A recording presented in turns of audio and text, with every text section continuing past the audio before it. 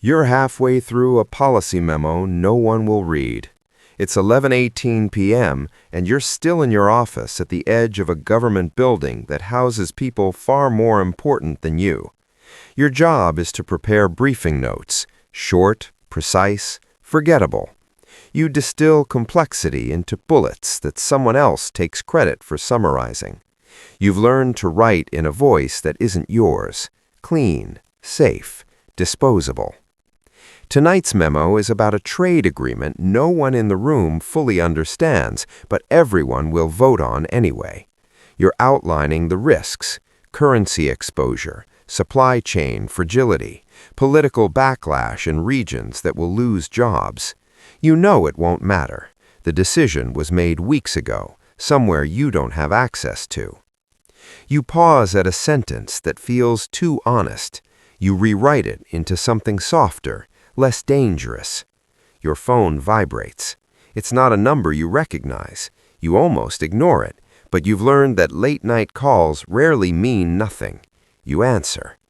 A voice you've never heard says your name correctly on the first try. No hesitation, no confirmation. "There's been a development," the voice says. "We need your analysis, now." You ask who this is. The line goes quiet for half a second.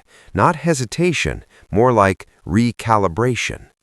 You'll understand when you arrive. Cars outside. You look up. You're on the 6th floor. You shouldn't be able to see the street clearly, but you move anyway, drawn by something you don't want to name. A black car is idling by the curb. No markings. Engine running. You should call security. You should ignore this. You should stay and finish your memo. Instead, you close your laptop. The door is already open when you step outside. The driver doesn't look at you. You get in. The door shuts. The car moves immediately. You don't ask questions. You've spent years understanding that questions are currency, and right now, you don't know what you can afford. The ride is silent. 20 minutes, maybe less. You lose track of turns. When the car stops, you're not at any entrance you recognize. A side access point, restricted. A man is waiting, older, controlled, the kind of person who doesn't need to introduce himself. You follow him through security checkpoints that don't ask for your credentials. That's when you realize this isn't a mistake. You're taken into a room you've only seen from the outside. High-level briefings happen here. Decisions that don't get recorded happen here. Inside, there are 5 people. 2 you recognize immediately. Senior advisors, the kind who appear in photos but never speak publicly. 1 is on the phone, voice low, urgent. Another is staring at a screen filled with numbers that are changing too fast to follow. "What happened?" you ask. "No time," the older man says. "We need options, worst-case scenarios, now." You process quickly. The agreement hasn't been signed yet. These movements shouldn't be happening. Someone knows something or is forcing something. Leak, you ask? Or manipulation, someone else says.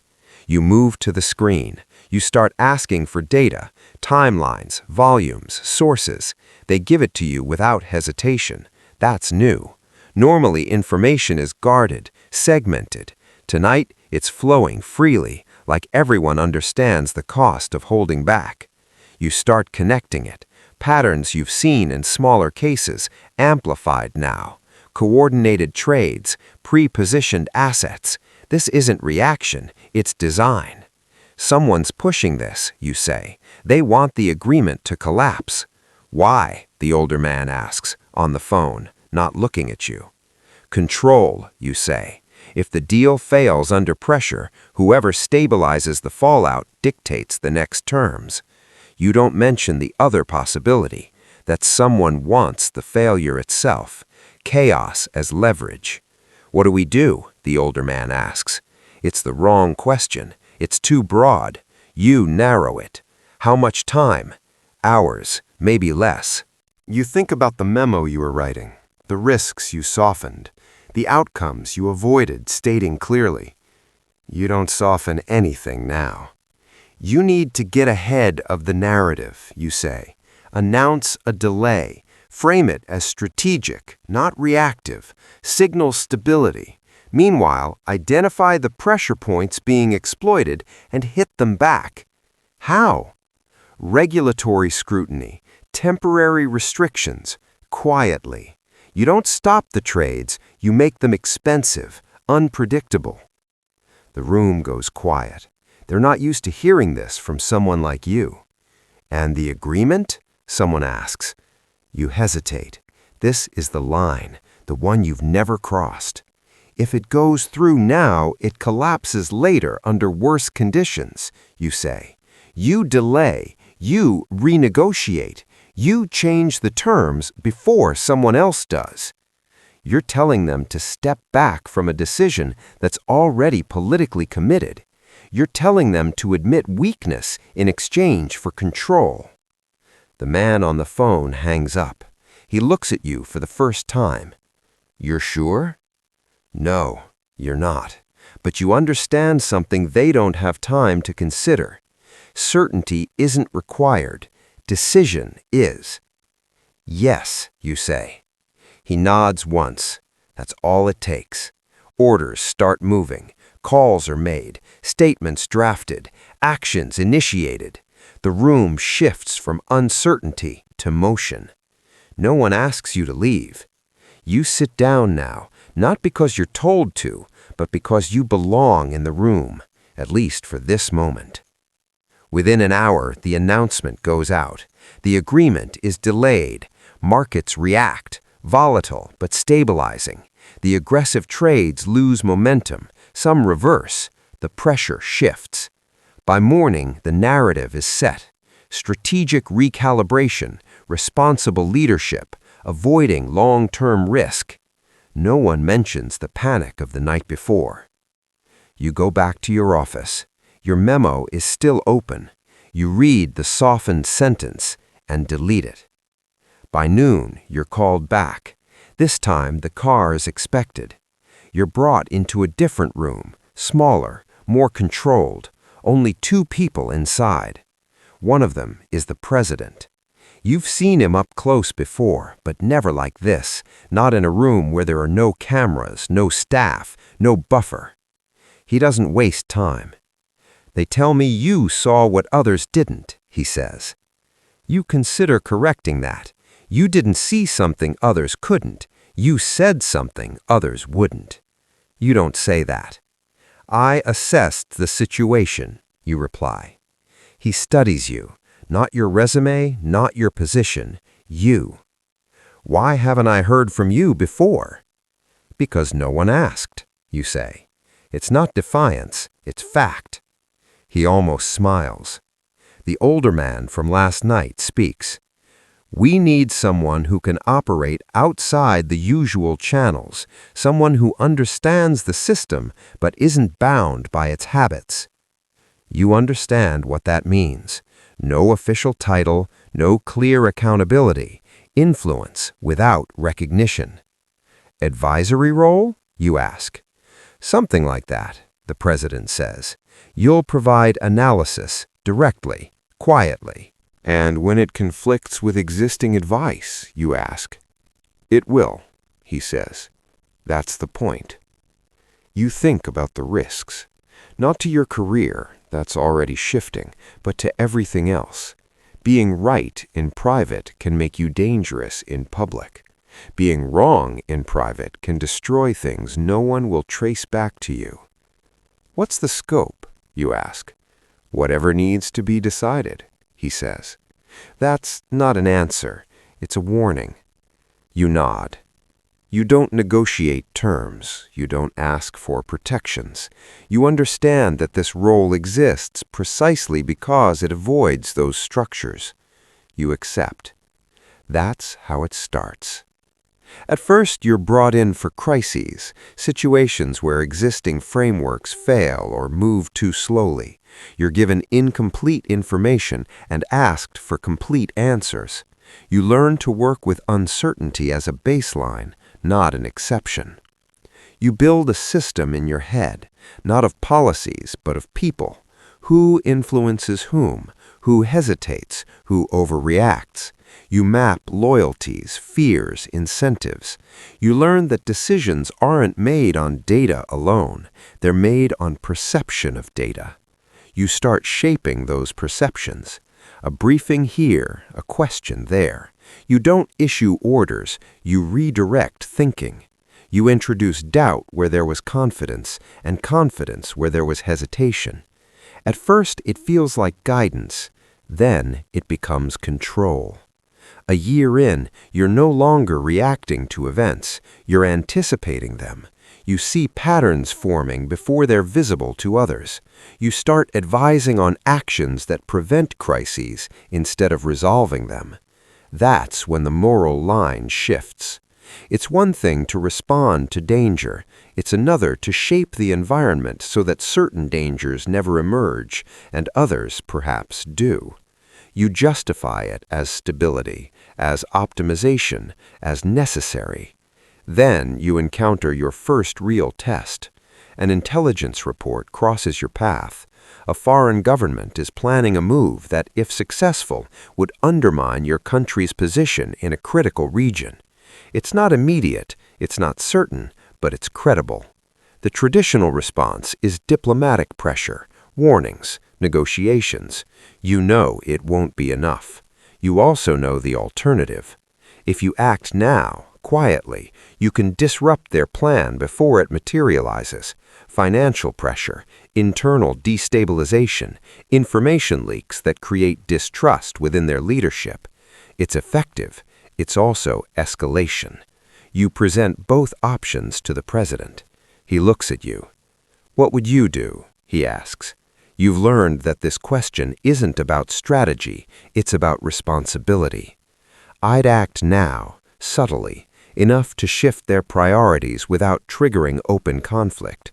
And if it backfires, it won't be traced to us, you say. That's not the same as saying it won't have consequences. He nods. Do it. You coordinate through channels that don't officially exist. You don't issue commands. You suggest alignments. People who understand the implications act accordingly. Within weeks, the foreign government's plan stalls. Internal disagreements, economic pressure, uncertainty. From the outside, it looks like coincidence. From the inside, you know better. You also know what you've done. You've interfered in another nation's internal dynamics, quietly, effectively. You tell yourself it was necessary. 2 years in, your influence is embedded. You're not in every room, but you're in the right ones. You don't need visibility, you have access. Other advisors start to notice patterns, decisions that align with your thinking, outcomes that trace back to conversations you've had. Some resent it, some fear it, a few try to understand it. One of them confronts you. You're not accountable to anyone, he says. That's dangerous. He's right. So is the system we're operating in, you reply. That doesn't justify it, he says. No, it explains it.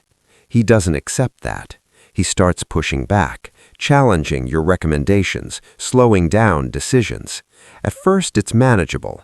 Then it becomes a problem. You have a choice. Work around him, undermine him, or engage directly. You choose the third option. You invite him to a conversation, off the record.